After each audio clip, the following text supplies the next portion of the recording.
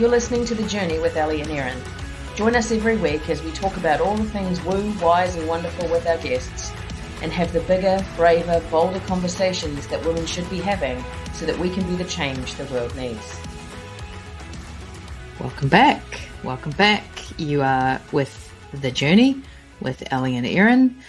As always, I'm Erin. She's Ellie. Welcome, Ellie. Thank you. Nice to see you. It's nice to be here. Always fun to be in this space. And looking forward to our conversation today. Yeah, it's going to be an interesting one because we don't have a guest this week. We are flying solo together. I'm not sure what the word is for that, but we are flying without guest. And yeah, it's going to be an interesting conversation. I think we're just going to sort of reflect on some of the amazing conversations that we've had and the women that have already joined us on the journey. And I'm looking forward to that. But before we dive into that, happy birthday for last week. And how are you doing? How's that going for you, being a year older and wiser and more beautiful and all the things? So much changed in that moment that I changed from 42 to 43. It was a real moment of I've heard that happens, yeah. Just staggering. Honestly, I feel very much the same as I did last week, but in a good way. It was I had a lovely day, had a really nice time celebrating with my husband. He took me out for the day, that he organized and planned everything, which was good because I'm trying to release some control over life in general. So he stepped up and it was really fun. We laughed and we chatted and we did all of the cool stuff. And then I was lucky enough to spend the evening with some close friends and we drank bubbles and again, talked about all the stuff that's important and just had a lovely time. And the girls were super excited about birthdays.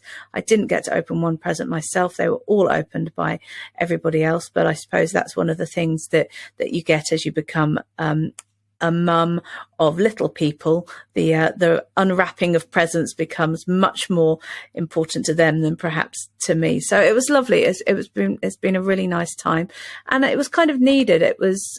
The couple of weeks before that were pretty brutal, with lots of big emotions coming forward, lots of things that have kind of been bubbling away, sort of not under the surface because they've been in awareness, but they've just been there for a wee while with some stuff that's been going on, with family stuff. And that's been hard and it's been difficult and it's brought forward a lot of emotions for me, and certainly for other people. So it was nice it wasn't nice at the time. It was pretty brutal at the time, but to have some big conversations about it and actually really share what was going on for me and to feel really heard.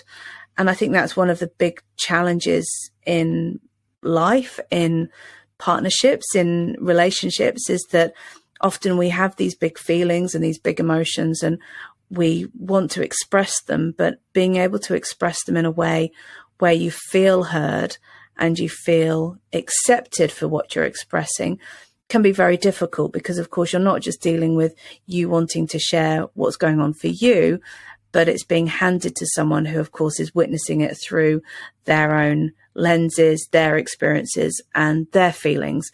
And when it's big and it's connected to family, I think that adds a whole extra dimension and can be very, very difficult. But I will give Matt his absolute dues. He's heard me, he's listened, and we don't yet have a solution, but we are moving in the right direction. And I really appreciate him saying the things that actually I really needed to hear from him. And sometimes that's the first step. So lots of big stuff going on at the moment. But I am the sort of person that once the emotion has come out and it's big and it's messy and there was a lot of ugly crying, but actually once it's out and expressed, it's almost like the storm and then the calm afterwards. I feel much more balanced and much more harmonious. Just generally, I don't feel like I've got those big sort of peaks and troughs at the moment. So it feels, it feels like I'm in a good space at the moment. But what about you? You've got lots going on in your life as well. D-Day of moving and leaving the country is getting closer. How are you feeling about that? Tired. Yeah, there is a lot happening. I have, I think we worked it out, there's about 35 days or something until we leave our home. And then we're off to my family for a couple of months, and then we leave the country, and lots and lots and lots of things that need to be done. Everything from, clearing out the house and getting things in the places that they're going to be long term, to, finishing some DIY stuff, to, just prepping the children for the end of the year. And of course, nothing stops in the process. So, we still have basketball on Tuesdays and futsal on Wednesdays and ice skating on Thursdays and play date requests every other day. And, all of that stuff is happening. And, I've got lots of work happening as well, and all of that sort of stuff. And it's a busy time of year with birthdays. Our youngest has a birthday tomorrow as we record this. So, there is a lot of stuff happening. And it makes me feel tired thinking about it all. But there's also a lot of excitement. We've been building towards this all year, and to feel like it's finally starting to happen. Of course, it's going to happen at freight train pace. So yeah, lots of things happening, and just trying to balance all of that with as much self-care as I can find the time for, and spending some nice time. I feel like I don't have a lot of energy for creation or being in the space of starting something new. I feel like I'm really stuck in that process of ending things and closing things off and finishing things. So that's a little bit challenging for me because I'm not generally a finisher. I'm more of a starter. But also, on top of that, I am navigating, changing relationships and changing what those look like moving forward. My friendships locally obviously will look very different in a few months. And so just trying to navigate that for myself, but also hold space for my family around all of that stuff. So lots of big stuff happening. Yeah, lots going on. And I think it is an interesting time of year, isn't it? As we record this, we're the 10th of November. So it's just getting to the start of silly season, as we've always called it in our household. And it's very interesting over here because obviously we're going into summer, and that just feels very odd to me.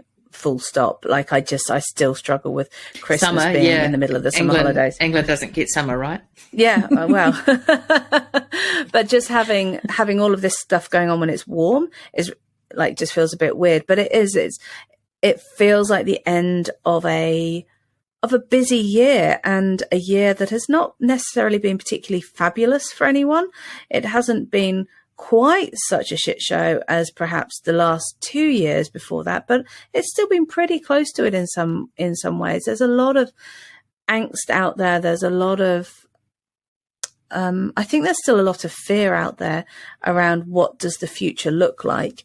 And it's kind of like we've been in 2020 for nearly 3 years, and actually what does 2023 look like? And I think there's this part of us that we've had such high hopes for the last 2 New Years that it's kind of like, can we risk thinking that 2023 is going to be different and better? Or do we learn from the last 2 years and not get our expectations and our hopes up too high? And I think that's really difficult because for me, I am the eternal optimist. I'm always believing that things will get better and they will improve. And actually, it's been quite challenging the last couple of years because there hasn't been that, really obvious improvement in the world, in life. I mean, there have been personally some improvements, and there's been some things that have been challenging as well. So I think I think there's a lot of people who are suffering with that sort of overwhelm and anxiousness about what does the future hold. And that's challenging in every sense, but also challenging when you start to think about the ending and beginning of new things, and throw into that Christmas, which of course is a lovely time, but also pretty stressful, with the added expense, with the added connection with other people. You know, we have to set boundaries or not, and all of the stuff. It can just be it's quite a tough time. So if anyone is feeling like they're that they're sort of just on a little bit of a knife edge at the moment, I just want to know you're seen, and we're a lot of people are experiencing that at the moment. So hang in there. I do believe 2023 is going to be better. I do believe it, and I'm going to continue to believe it until I'm just going to believe it, full stop. But I think talking about those, like bringing up boundaries, that was something that we talked about in our first guest episode with Candice. And I just loved hearing about how she is so able to keep firm boundaries, because as much as it's something I'm really, I really value and I work very hard at, there are still sometimes that I find it quite challenging. But she's done a lot of work about being able to really hold those quite firm. And I thought that was really, really cool. What were your big takeaways from that conversation? Yeah, I mean, like, I love Candice, and I love her wisdom around all of that stuff. Like, she is an intelligent and articulate and passionate person. And I love that she comes to that space from having done the work. Like, she's done the work around why the boundary is necessary and why it's important to her. And she has a really strong values system that aligns quite carefully with ours, I think, which is why we like her so much. So to be in that conversation, first and foremost, it's just nice to be in her energy. But also, I think, there are times in the past when I would have been really triggered by some of the stuff that she brought up. And in that respect, like, just triggered around things like saying no to people, and that kind of, I mean, we all know that I'm a barely recovering people pleaser. And that, my tendency is to people please, as opposed to, be in that space of really firm boundaries and all of that good stuff. So in the past, I would have been really triggered by that. I would have felt called out. I would have felt like, I was perhaps not supposed to be part of the conversation. But what came up for me is that because you can tell that she's done the work, and that it hasn't always been that easy for her. And that at times, I think there are still times now where she feels challenged by it, but in a different way.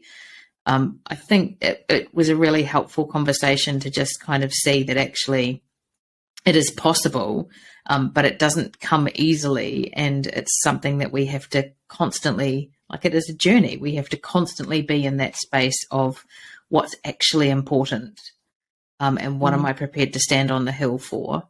And it was a really fruitful conversation in that respect for me.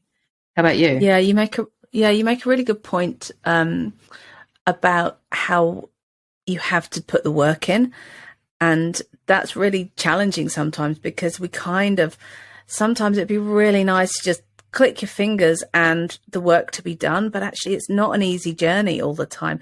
There are elements of it that can feel easier, but there are some bits that are really like climbing uphill whilst wading through mud, and it's really challenging. And I think you're right. I really like the fact that she has worked so hard and continues to, and it's just a good reminder that actually it is an ongoing challenge. We have to keep going, and we have to keep trying, and we might not get it right the first, second, third, fourth, 10th time, but we have to keep having a go. And every time you take a step forward, you learn a little bit more about yourself, and you learn a little bit more about what's important. And I think I really like how she embodies that.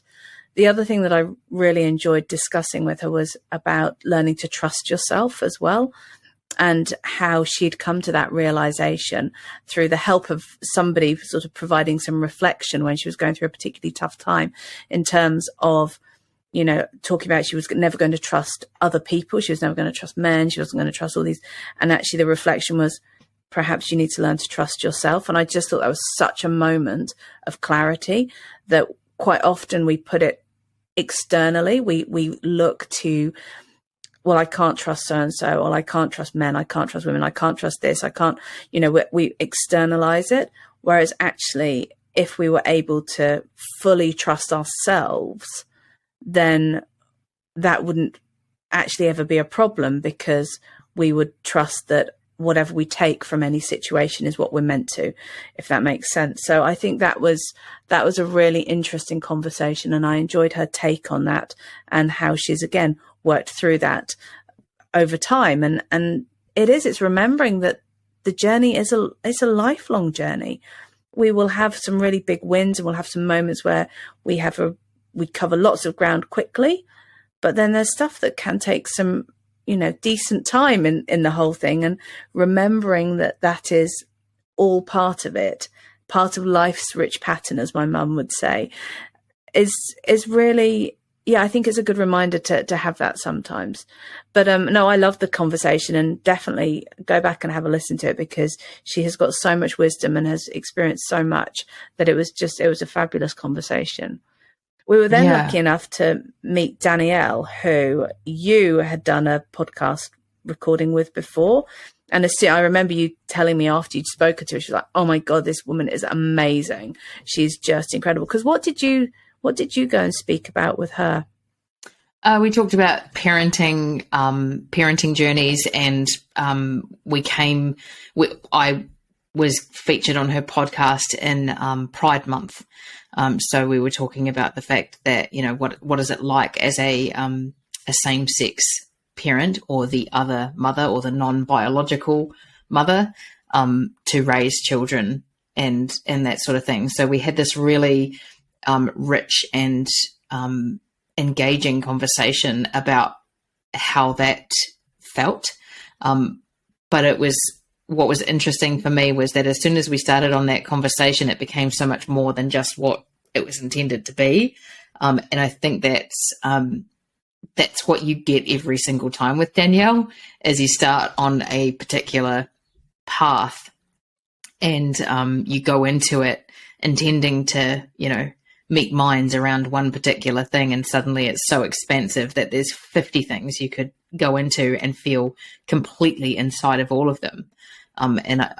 She's a really fabulous human being, but also just a really great person to, I guess, bounce off of in a lot of ways. The conversations that I've had with her, at times I've held space for her, at times she's held space for me. And I guess the commonality between learning to trust yourself and be in that space of, you know, really, I kind of want to say, like, owning your own journey, like the commonality there between Candace, who was like, actually, I'm going to go down that path of trusting myself. I'm going to go down that path of setting good boundaries and just owning my own space in the world. And I think Danielle has done that as well. And indeed, you know, Rachel and Boo have done the same thing.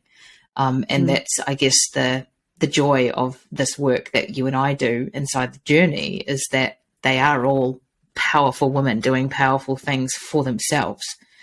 But yeah, Danielle, she's something special. And, you know, I often laugh about my lack of parenting skill.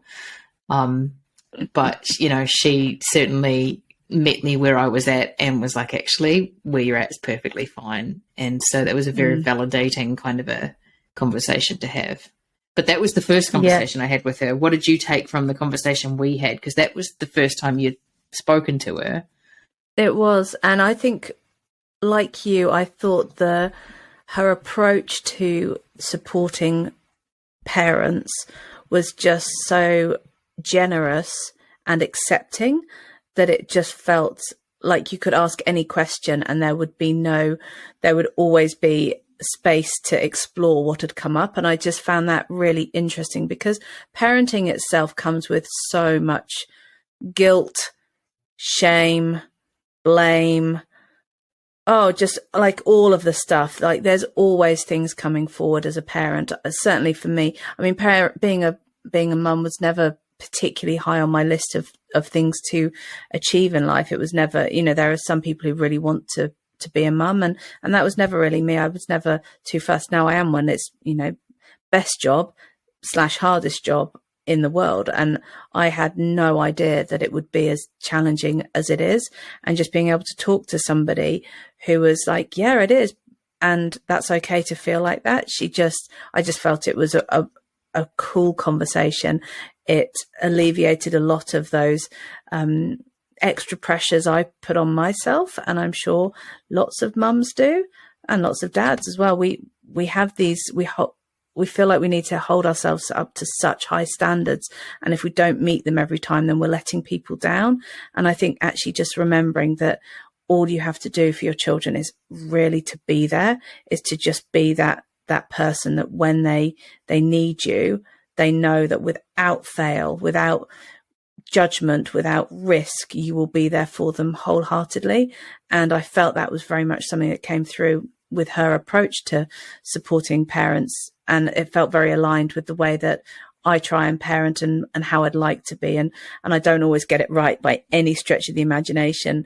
But I think what I am able to do, which, I'm going to own, I feel quite proud of, is that when I have done, when I feel like I fucked up at parenting, which happens, relatively regularly, daily, I will always do my very best to come back to it and, come back to the, whether it's Emily or Phoebe, whichever one has, borne the brunt of me not knowing what I'm doing and carrying all of the weight of the world. It feels like sometimes I'll always go back and I'll always make sure that that connection is there. And I think that's really important. It's something that, it just feels really important, and to allow them to have the space to know that actually they can get it wrong and I still love them, like no matter what. And I think that's what I'm teaching them with when I get it wrong, is owning that space and being like, but I still really love you. And this, we do get things wrong, but it's okay. And that's something for me, like the fear of failure was massive my whole life.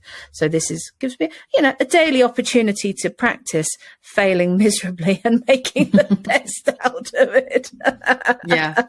One thing I think is really validating about Danielle and Candice in terms of their journey to where they are now is just like, it's just how much courage has been necessary for them at times to not keep going. We talk a lot about keep going, and they don't have to do that. Yeah, it's really interesting. And I love that you bring up that need for courage to sometimes actually slow down, because quite often we feel like we have got to keep pushing and we have to keep going and we have to keep trying to make it work. And yet sometimes the courage to admit that actually maybe this isn't the path that I need to be going down is almost harder than actually carrying on. Yeah. Is that...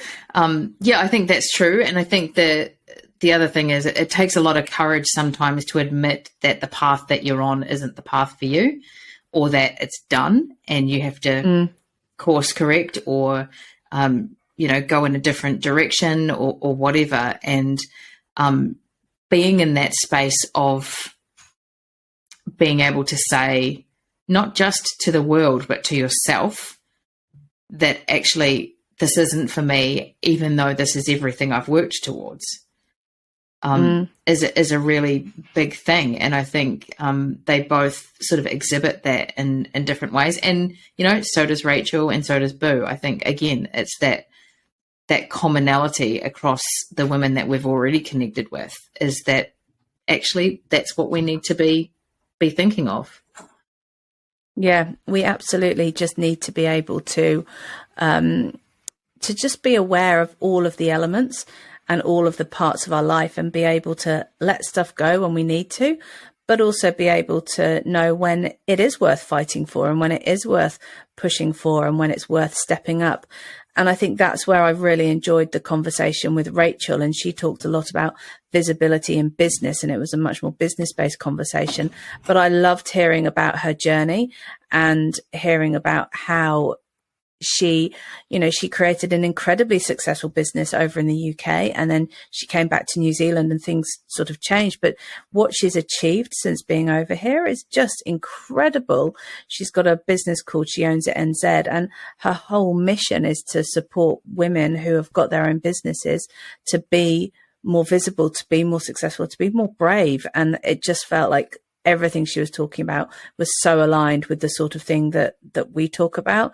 What was your biggest takeaway from the conversation with Rachel? I know that I was lucky enough to have met her before, but that was the first time you met her. So it's quite fun when we get to introduce these new people to each other. Yeah. I mean, I honestly spent a lot of that conversation kind of just sitting back, listening to the two of you have a conversation, in part because I was just enjoying being on that journey. There's something to be said for someone who has made peace with their journey not necessarily being the way that they planned it to be, and hearing them tell the story of it.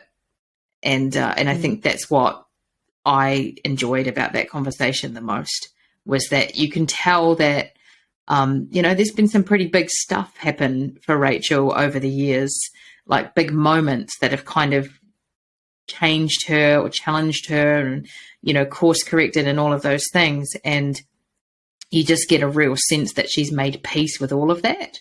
And that she's just about, and she works in visibility, obviously. So, that's part of it. But it's like she's unafraid to share that stuff, because all of that stuff is part of the journey to where she is now. So, I thought it was a really interesting conversation. And, again, in past, I may have been triggered a little bit by some of that stuff. She's wildly successful in what she does. By anybody's stretch, she has been successful at what she's done over and over again. And for some people that will be a little bit confronting, that, someone can go down a path and be massively successful and then go, this isn't the path for me anymore, change paths and still find massive success. Like for some people that will just fuck them off. Right. And make them feel like, well, why can't I have that if she can have that? But the overwhelming energy that Rachel brings is you can have that. And so, it was a really, really nice conversation just to kind of listen to. And I guess for me, I got to kind of almost sit in the listener's seat as opposed to being the co-host. Are you trying to tell me that I was talking too much? No, not at all. Not at all. In fact, I think you kind of made me ask the questions for the most part. But no, it was like I said, she's a great storyteller, and she has a great story. And so it was a really, interesting conversation. And I think you're right about that. Being able to talk about your experiences, both good and bad, and being able to bring the learning and the lesson from it forward for other people is so powerful. And often it's kind of weird, isn't it? We don't want to talk about the real successes we've had, because certainly over in New Zealand, the tall poppy, they're standing up, they're showing off. You've got to be humble. You've got to be, all of those things is very, very prevalent. And I think generally we've been taught not to show off in life. And that's really difficult, because we actually need to be sharing the stories about things that have gone well so that we can inspire others, because it is inspiring to hear how people have found success. And it doesn't have to just be through trauma and through hardship. Actually, just being able to go forward and follow your path and be successful at that is important.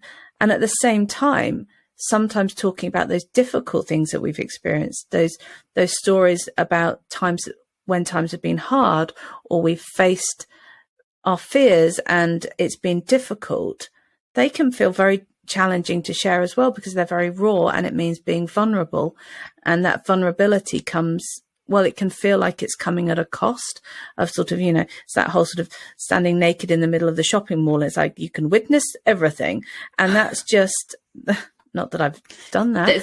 But I was going to say, that's not an analogy I've heard you use before. So is there something you need to share? Like, no, it's kind of, it's that dream where you're on stage with no clothes. Do you know what I mean? It's that complete vulnerability, that showing your whole self. I think sometimes people, and I definitely, it takes me time to be able to, I have to have been able to process the experience myself before I'm able to share it. And I think some people either share it too soon when they haven't necessarily processed what's gone on, or they never get to a space where they're able to. And that's challenging for both, you know, for two reasons. And yet it's really important that we're able to share our message and what we need to. And I think Rachel just shared her journey really well, and I really, really enjoyed it. And I look forward to talking to her audience in the new year, because that will come around really quickly, because seriously, how are we in November? So those were the first three that we talked to. And then, of course, the fourth person we interviewed was somebody that I've known I've known her whole life. I haven't known her my whole life, because obviously I'm the eldest sister. So yeah, we got to hang out with my little sister Boo. And Erin, you were a bit nervous about meeting her. Really nervous to begin with, weren't you? Which I think is so funny, because I know her. Yeah, it's a little bit like, in fairness, it's a little bit like meeting the in-laws for the first time, you know, like, yeah, like, I guess I went into it in that space of what she thinks of me matters. And yeah, it was just a completely pathetic kind of a mindset to be in, because it was not necessary to be that way. But yeah, it was a great conversation. And I think there's elements of getting to know you better in that process as well, which I think, for anybody who's been in any kind of friendship, relationship, whatever, partnership of some kind, you always think that you know the person really, really well. And then when you see them around their family, you realize actually there's more to it than what you know. And that certainly rang true for me with your sister being around. Was just, you could see, and some of that happened off camera, so to speak, where we, had a chat beforehand and a little bit of a chat afterwards. And I was just like, wow, yep, okay. But, like, she's an incredible woman, and regardless of her relationship to you, like, there's something about her that I think she's unapologetically herself in ways that so many women struggle with. And I think that's the real beauty of Boo, is that she is, she's just her. And she's like, actually, what you see is what you get. And whether you like it or not, I love it. And I'm just going to roll with it. And really, really cool conversation. And it's interesting you notice that, because I think growing up as kids, she kind of just always did her own thing in many ways. And, I was probably the one who liked to be around people. I like to be liked. I like to do all of those things. And Tor is very similar. And Boo was always kind of the slight outlier in that. And she's always been completely nuts.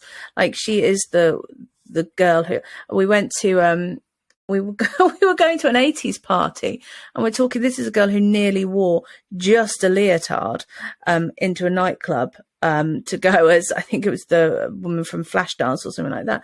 But thankfully, she actually went as Madonna in the end and had slightly more clothes on. But she's just so unapologetically, like, her dancing, honestly, I've never known anyone who just cuts loose to the same extent, except possibly Matt. Like, Matt and Boo would give each other a run for their money in terms of that dancing. I mean, they are just like, she just does not care what other people think of her. And it's I think she gets it from my dad, because my dad just doesn't care, and it's just so cool. And there's a part of me that's like, man, I wish I could be like that. I wish I could just like not care. But she was just super cool. And what I loved about the conversation was speaking to her and hearing about what she does in her work, the experiences that she's had with the military wives stuff. That was really, because so often, we just share stories as sisters, and I just hear what's going on in life. And, we have the odd deep and meaningful conversation, and we can still, know exactly which buttons to push to wind each other up. But it was just really cool to have this conversation and hear her speak with such passion, with such authenticity and with such authority about the things that she believed.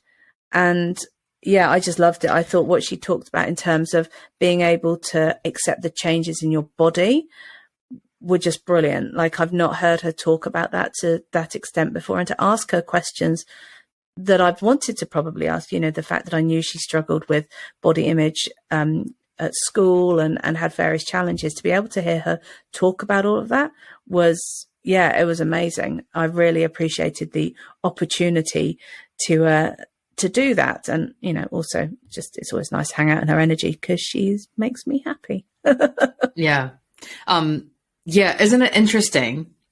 And this is something that I've reflected on. I don't know if we've actually discussed it, but it's something that I've reflected on since talking to Boo, is just, you wonder, or I wonder, just how much influence her placement in the family has on that lack of caring what others think.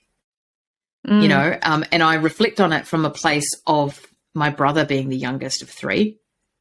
And I certainly spent a large part of my life being really concerned about what other people thought, being really concerned about not being rejected, being liked, etc., etc.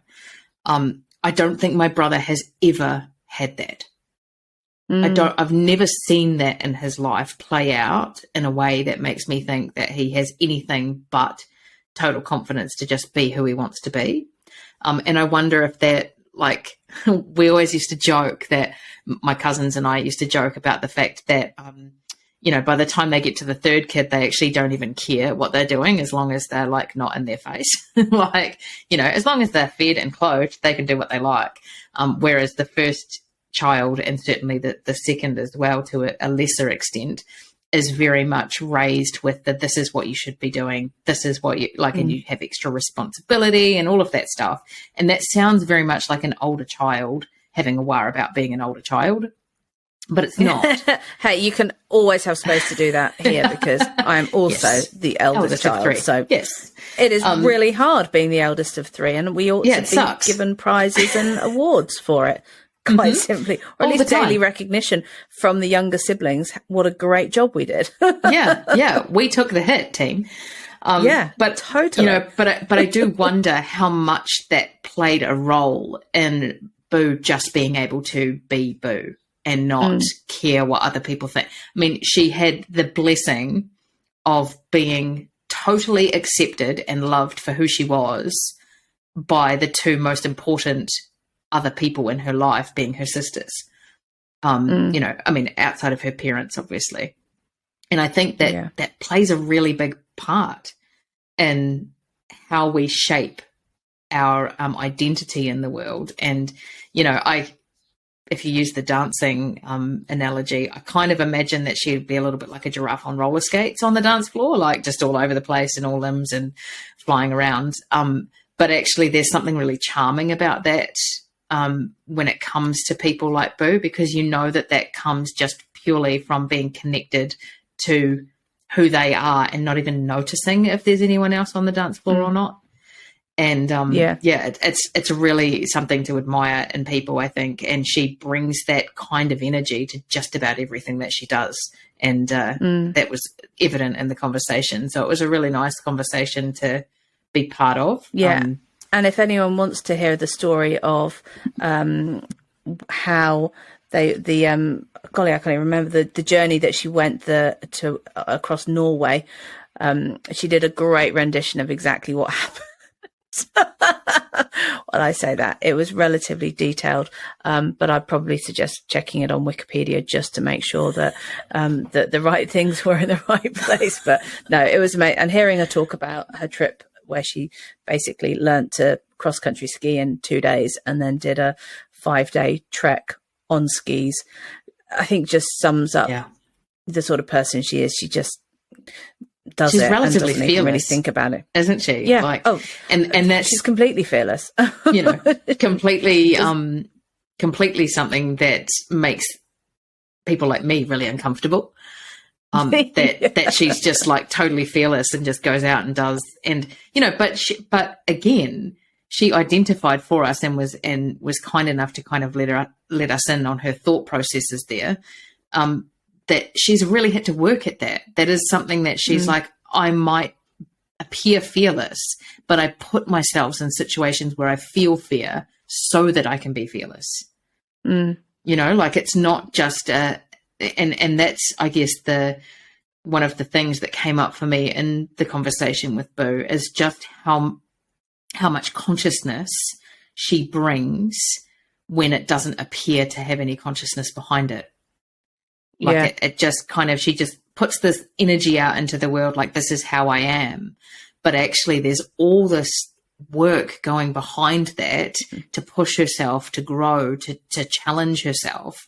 And yeah, I think that is probably the best takeaway from the conversation for me, is that actually like she's amazing, but it's not just natural amazingness. Like she has actually genuinely gone out about trying to cultivate that amazingness, and she's done a phenomenal job. Yeah. And I think that's really interesting, isn't it, that across the few people that we've interviewed, and we've interviewed some more but they haven't aired yet, is that everybody is on their journey, and it doesn't, like, life isn't easy for anybody, even if from the outside it looks like it is. Everybody is dealing with their own inner woundedness, their own demons, and actually it's being willing to be uncomfortable, to sit with the discomfort, to look a little bit deeper, to try and understand yourself a little bit better, is what allows us to have the successes and to achieve the things that we want to. Because and I think we're slowly starting to see people own that a little bit more.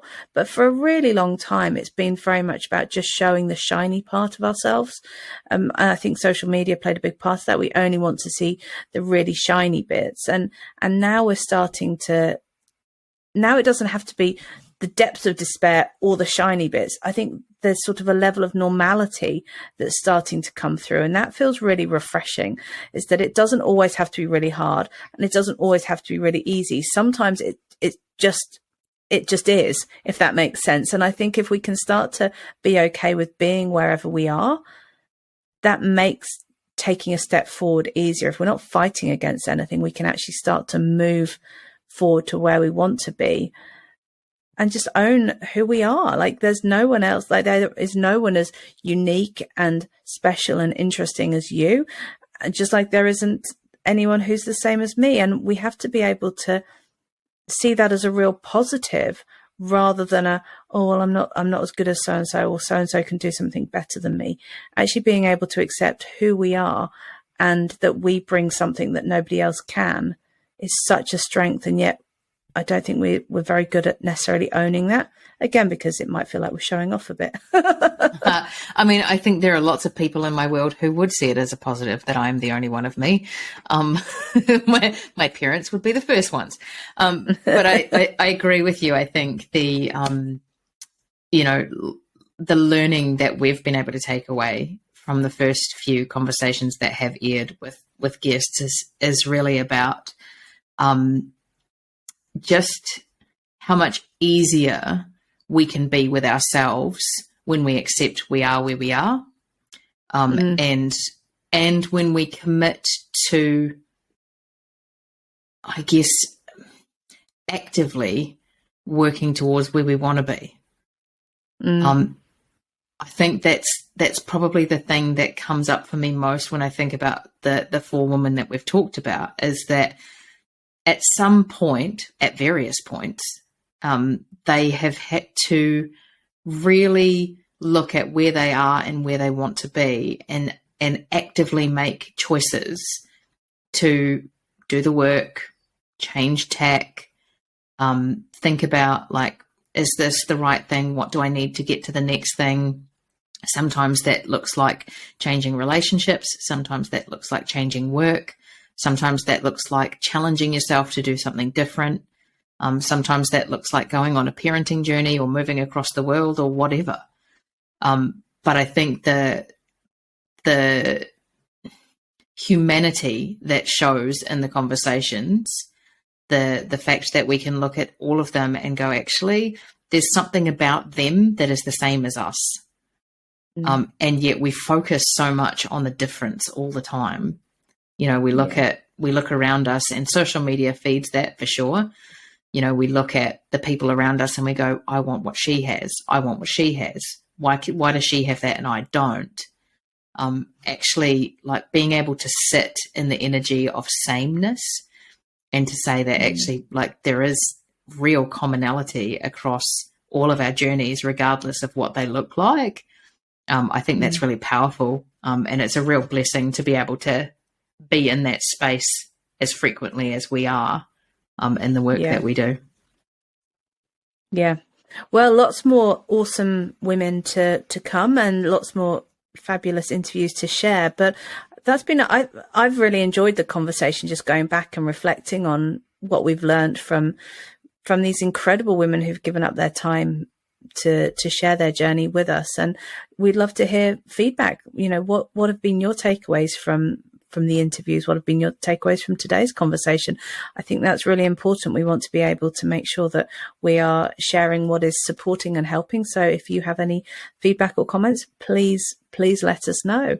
But in terms of, you know, finishing off the conversation today, what is your takeaway? What are you going to focus on, you know, moving forward? What is one thing that you can take to move forward with? And I'm asking you first so I can desperately think of what my answer is going to be. Like, you're asking me, co-host, not me, the listener, which is unfortunate. Well, I mean, the listener can also... I don't have a prepared answer there. What is my... I don't know if I necessarily have one single answer around that. I think, again, it's about the sameness, the commonality, and you know, sometimes it can feel really, really lonely on our journeys as we're going through, you know, changing how we see ourselves, how we present ourselves, how we share ourselves with the world. That can feel like a really lonely journey to be on, but we're all on it. And so I think the big takeaway for me is just about finding more comfort and more ease in my own journey as I look at these other women who are, you know, inspiring and motivating and just gorgeous examples of what is possible when we find ways to be ourselves more authentically and with more honesty and vulnerability. And so, yeah, that for me, I think, is the big takeaway and the big thing that I carry forward from these conversations. Does that answer your question? Yes, did that perfectly. give you time to find your answer?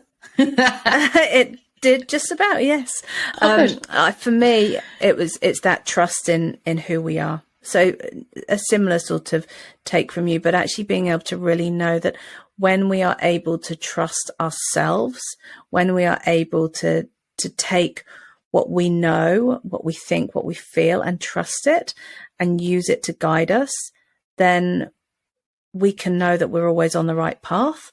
And I think that's what's been really fascinating, is hearing the different journeys that people have been on, the challenges that they've faced, but how, as they've learned to trust themselves more, they've been able to keep moving forward and get closer to where they want to be. So yeah, trust, which is a big one I like anyway. So yeah. All the conversation's been amazing, but They have. What's interesting for me, just to close off this particular episode, is that almost brings us full circle in terms of how we even came to be working together. And that, one of the first earliest conversations that we had about working together was about the fact that why should we have to wait to be old before we can be wise? And why shouldn't we engage that wise woman inside of us and say, actually, I've got wisdom to share with the world, and I know who I am, and I'm okay with who I am, and I'm prepared to share that. So often we find that women wait. We've been told to wait until we're much, much older. And I guess the beautiful thing for me is that every conversation reinforces that and reminds us that actually that is the essence of the work that you and I do, but it's also the essence of who we are as women in our 40s, parenting and partnering and working and all of those things, is that actually that wise woman is coming forward in a bigger way for more women. And it needs to keep happening. We need to keep having those sorts of conversations and that sort of expansive mindset that actually we can share our wisdom with the world, and they're all doing it in their own ways. And it's a real blessing to be part of that journey for them, even in some small way. So, I love it. I love that we're here. I love that this is part of our journey. And to the listeners, I love that you're making it part of your journey too. And I hope you continue to do so. So I think that's pretty much us for the week, right? We've it is, yeah. Talked and talked and talked. We have many, many words, and we have used them just about all up. So have a great week. Be kind to yourselves, and we hope that you enjoy the journey and that you will keep going with us.